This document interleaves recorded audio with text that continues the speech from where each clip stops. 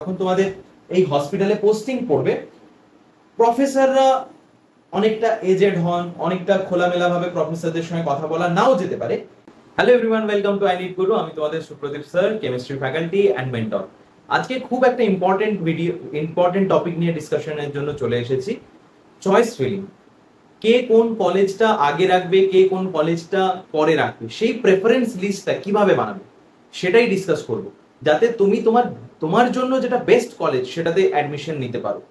Counselling এ একটু ভুল তোমার 2 বছর 3 বছর 4 বছরের যে এত কষ্ট করে করা প্রিপারেশন সেটা নষ্ট করে দিতে পারে। সেজন্য কাউন্সিলিং খুব ভালোভাবে করবে, কাউন্সিলিং খুব মন দিয়ে করবে। আর সেইখানেই খুব একটা ইম্পর্টেন্ট স্টেপ থাকে চয়েস ফিলিং অ্যান্ড লকিং।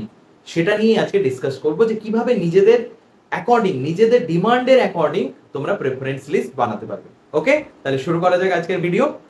তো কাউন্সিলিং, এই যে প্রেফারেন্স লিস্ট, সেটার জন্য মোট আমরা 7টা পয়েন্ট নিয়ে ডিসকাস করব।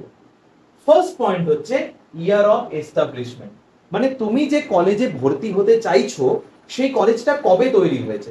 প্রেফার করবে একদম নতুন যে কলেজগুলো হয়েছে, যেটার ইনফ্রাস্ট্রাকচারের ব্যাপারে খুব একটা জানো না, যেটা রেপুটেশন মানে ওখানে কিরকম ফেসিলিটিস আছে পেশেন্টদের জন্য সেগুলোর ব্যাপারে তুমি অ্যাওয়্যার নও, খুব একটা জানা নেই, ইনফরমেশন খুব একটা নেই, কারণ একদম নতুন কলেজ ইনফরমেশন থাকা পসিবল নয়। তাহলে প্রেফার কি করবে? প্রেফার করবে একটু পুরনো কলেজ, যেগুলো ওল্ড কলেজ থাকে সেটাকে আগে প্রেফারেন্সে রাখবে। ওকে, কারণ ওল্ড কলেজে বেশি এক্সপিরিয়েন্স ফ্যাকাল্টিদের পাবে, ওখানে বেশি মানুষজন ওই জায়গাটাকে জানবে, তাহলে ওখানে পেশেন্টের ফ্লো বেশি হবে, তো পুরনো কলেজকেই প্রেফার করবে। ওকে, নেক্সট চলে আসছি একাডেমিক্স, তোমাদের জন্য সবথেকে যেটা ইম্পর্টেন্ট। একাডেমিক্স কেমন? একাডেমিক্স মানে অনেকগুলো। একাডেমিক্স মানে এখানে শুধু আমি একাডেমিক বিল্ডিং এর কথা বলছি না, বা কিরকম ক্লাসরুম আছে সেটা নয়। সবার আগে ফ্যাকাল্টিজ। ফ্যাকাল্টি কেমন একটা কলেজে, ল্যাবের সুবিধে কিরকম আছে, ল্যাবে সবকিছু ইকুইপমেন্টস আছে তো, সমস্ত প্র্যাকটিক্যালস ল্যাবে ঠিকঠাক ভাবে হয় তো। হসপিটাল,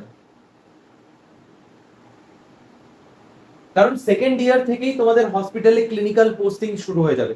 তাহলে হসপিটালে যদি সমস্ত ধরনের পেশেন্টস না আসে, সেই জায়গায় তুমি কিন্তু সেই এক্সপোজারটা পাবে না যেটা তোমার একজন ভালো ডক্টর হওয়ার জন্য দরকার। তাহলে এই তিনটে জিনিস খুব ভালোভাবে দেখে নিতে হবে। Faculty, lab and hospital facilities, academics এর আন্ডারে আমি এগুলো দেখে নেব। নেক্সট হচ্ছে পেশেন্ট লোড, যে পেশেন্ট ফ্লো কত আছে, কিরকম। প্রত্যেকটা কলেজের ওয়েবসাইটে গেলে তুমি ওখানে পেশেন্ট লোড জানতে পারবে। তো পেশেন্ট লোডটা দেখে নিও, যেন ভালো পরিমাণ পেশেন্ট একটা হসপিটালে আসে, তাহলে বিভিন্ন ধরনের পেশেন্ট তুমি পাবে। তাহলে বিভিন্ন ধরনের পেশেন্টের কি কি সাইন অ্যান্ড সিমটমস দেখতে হবে, এবং সমস্ত কিছু ভালোভাবে পরবর্তী টাইমে তুমি ভালোভাবে ডায়াগনোস করতে পারবে। তাহলে পেশেন্ট লোড তোমাকে দেখতে হবে। নেক্সট হচ্ছে পিজি সিটস অ্যাভেলেবেল আছে কি। কোনো একটা কলেজে যদি পিজি সিট থাকে, অবশ্যই সেই কলেজের গুণগত মান অনেকটা বেড়ে যায়। কেন? প্রথম জিনিস, সেখানে তুমি তোমাদের সিনিয়র মানে একটা যখন তোমাদের এই হসপিটালে পোস্টিং পড়বে, প্রফেসররা অনেকটা এজেড হন, অনেকটা খোলামেলা ভাবে প্রফেসরদের সঙ্গে কথা বলা নাও যেতে পারে, কিন্তু পিজি সিটে যে সমস্ত দাদারা থাকবে যারা পিজি করছে, ওরা কিন্তু তোমাদেরকে এই জায়গায় ভালোভাবে বোঝাতে পারবে, জিনিসগুলো আরো সহজভাবে তোমাদের কাছে তুলে ধরতে পারবে।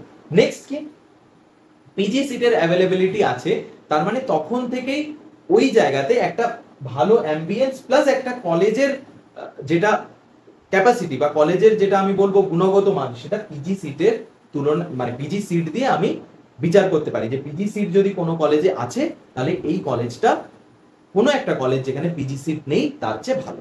ওকে, তাহলে পিজি সিট আছে কিনা দেখে নেবে। লোকেশন দেখে নেবে, যে কোন জায়গায় কি ধরনের শহর, সেই ধরনের মানে ওই শহরটাতে বিভিন্ন ধরনের মানুষ চারদিকের গ্রামগঞ্জ থেকে আসতে পারছেন কিনা।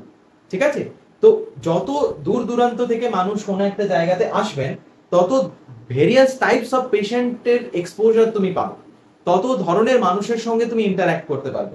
তো লোকেশন অবশ্যই দেখবে। লোকেশন, তারপরে ওটার কিরকম লোকেশন ইন দ্য সেন্স আমি আরো এখানে বলতে চেয়েছি যে ক্যাম্পাস কিরকম, ক্যাম্পাসে সমস্ত ফেসিলিটিস আছে কিনা। যদিও এনএমসি এগুলোতে অনেক স্ট্রিক্ট রুলস এন্ড রেগুলেশন আছে, তাও তুমি লোকেশনস অ্যান্ড ক্যাম্পাস এগুলো ভালোভাবে দেখে নেবে। ওকে, তারপরে চলে আসছি ফি স্ট্রাকচার।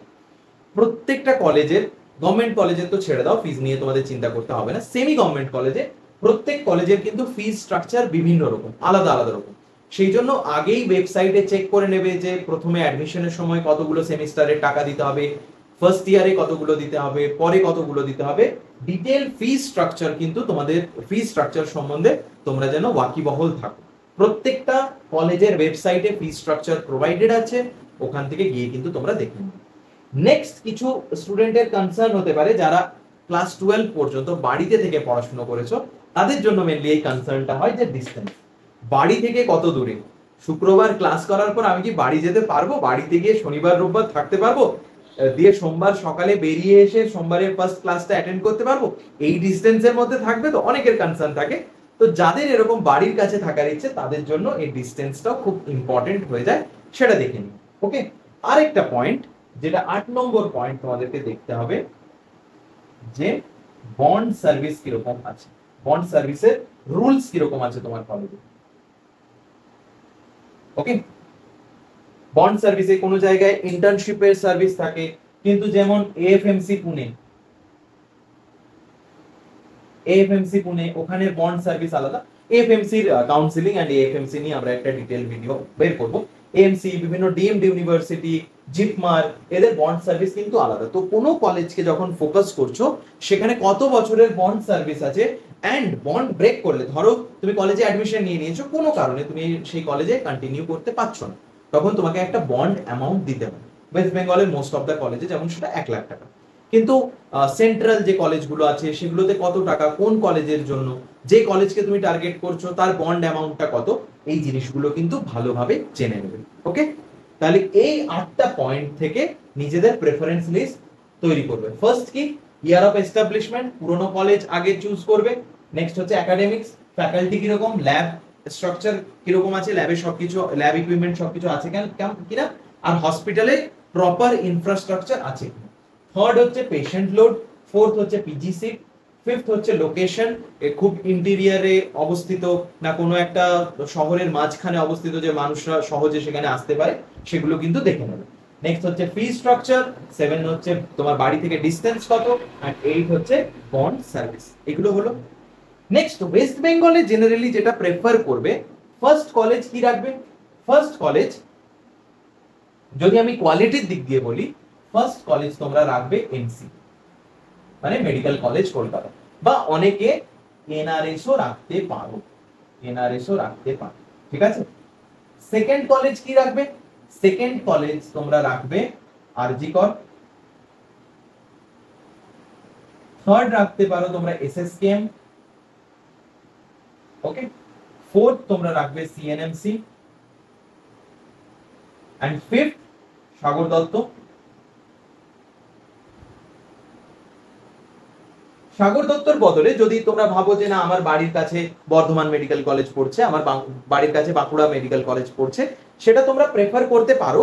বাট সাগর দত্তে পড়লে যে জিনিসটা তোমরা সুবিধে পাবে, যদি তোমরা পিজির জন্য কোনো অফলাইন কোচিং নিতে চাও, যখন নিট পিজির জন্য কোনো যদি অফলাইন কোচিং প্রেফার করো, তখন কিন্তু সাগর দত্তে থাকলে সেই সুবিধাটা তোমরা পাবে। কারণ কলকাতা যেহেতু কলকাতার কাছে, তাহলে সেই জায়গায় তোমরা এই সুবিধাটা পাবে।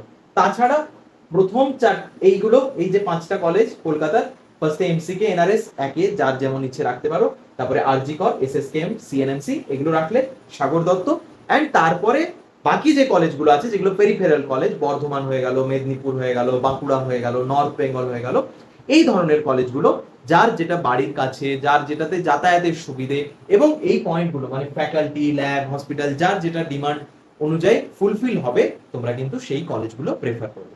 ওকে, আশা রাখছি বোঝা গেছে, এবার ভালোভাবে কাউন্সিলিং করতে পারবে। আমরা তোমাদের কাউন্সিলিং যাতে স্মুথলি আরো প্রপারলি করতে পারো, তার জন্য আমরা কিন্তু ফ্রি কাউন্সিলিং সাপোর্ট তোমাদেরকে প্রোভাইড করছি। এর জন্য কাউন্সিলিং গাইডেন্সের জন্য আই নিড গুরু তোমাদের কাছে কোনো চার্জ করছে না, ফ্রি কাউন্সিলিং সাপোর্ট আমরা প্রোভাইড করছি। আমি এখানে একটা নাম্বার দিচ্ছি, সেই নাম্বারে তোমরা হোয়াটসঅ্যাপ করবে, বা পিন কমেন্টে এন্ড ডেসক্রিপশনে অলরেডি ওই হোয়াটসঅ্যাপ গ্রুপের লিংক কিন্তু দেওয়া থাকবে, তোমরা ওখানে জয়েন হয়ে যাও। ওকে, এই যে নাম্বারটা আমি স্ক্রিনে লিখলাম, কাউন্সিলিং রিলেটেড কোনো পার্সোনাল কোয়ারিজ এর জন্য তোমরা এই নাম্বারে কল করবে বা হোয়াটসঅ্যাপ করবে। আর আমাদের পিন কমেন্ট এন্ড ডেসক্রিপশনে আমাদের হোয়াটসঅ্যাপ গ্রুপের লিংক দেওয়া থাকবে, যেখানে আমরা ফ্রি কাউন্সিলিং গাইডেন্স তোমাদেরকে প্রোভাইড করছি। তাহলে দেরি করো না, তাড়াতাড়ি এই নাম্বারে কন্ট্যাক্ট করো, হোয়াটসঅ্যাপ গ্রুপে জয়েন করো এবং ভালোভাবে কাউন্সিলিং করে নিজেদের স্বপ্নের কলেজে অ্যাডমিশন নাও। Okay, thank you.